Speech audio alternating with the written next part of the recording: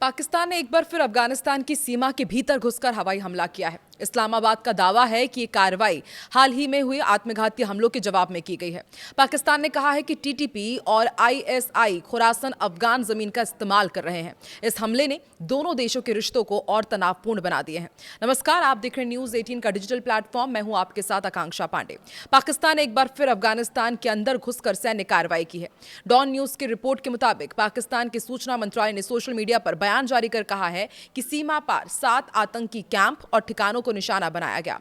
इस्लामाबाद का कहना है कि ठिकाने प्रतिबंधित तहरीक-ए-तालिबान पाकिस्तान यानी कि टीटीपी और इस्लामिक स्टेट खुरासन आईएसकेपी से जुड़े लोगों के थे।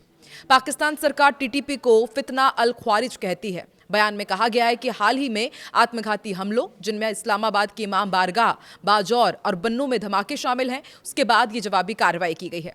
रमजान के महीने में हुए ताजा हमलों को भी इसका कारण बताया गया है। पाकिस्तान ने दावा किया है कि उसके बाद पक्के सबूत हैं कि ये हमले अफगानिस्तान में बैठे नेतृत्व और संचालकों के इशारों पर कराए गए हैं। बयान में कहा गया है कि जिम्मेदारी भी अफगानिस्तान में मौजूद टीटीपी और आईएसकेपी ने ली थी। पाकिस्तान का कहना है कि कार्रवाई खुफिया जानकारी के आधार पर चुने हुए ठिकानों पर की गई। इस हमले पर तालिबान ने कहा है कि अब वो सही समय पर इसका जवाब देगा।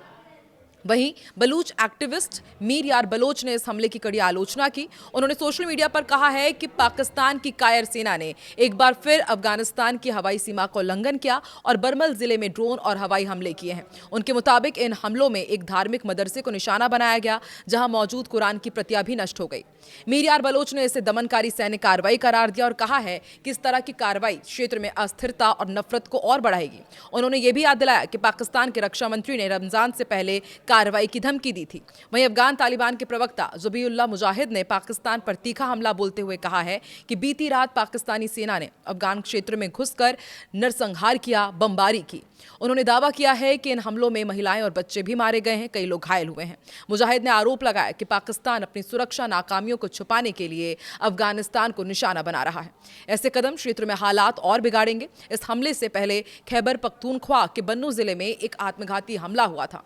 पाकिस्तानी सेना के मीडिया विंग आईएसपीआर के अनुसार एक खुफिया अभियान के दौरान सेना के काफिले को निशाना बनाया गया। हमले में एक लेफ्टिनेंट कर्नल और एक सिपाही की मौत हो गई। सेना ने यह भी कहा कि 5 आतंकियों को मार गिराया गया, लेकिन एक विस्फोटक वाहन सेना की गाड़ी से टकरा गया, जिससे भारी नुकसान हुआ है। इससे पहले 16 फरवरी को बाजौर में भी एक बड़ा आत्मघाती हमला हुआ था। उसमें 11 पाकिस्तानी सैनिकों की मौत हुई थी, एक बच्ची की भी जान गई थी और कई लोग घायल हुए थे। पाकिस्तान ने अब आगे कहा है कि अफगान तालिबान की विशेष इकाई से जुड़ा हुआ था और टीटीपी ने हमले की जिम्मेदारी ली थी। पाकिस्तान का यह भी आरोप है कि अफगान तालिबान सरकार अपनी जमीन से टीटीपी को काम करने से रोकने में नाकाम रही है। बयान में कहा गया कि कई बार चेतावनी भी दी गई, लेकिन इसके बावजूद ठोस कदम नहीं उठाए जा रहे हैं। पाकिस्तान ने दोहा समझौते का भी हवाला दिया और कहा कि अफगान अंतरिम सरकार को अपनी जमीन किसी दूसरे देश के खिलाफ इस्तेमाल नहीं होने देना चाहती।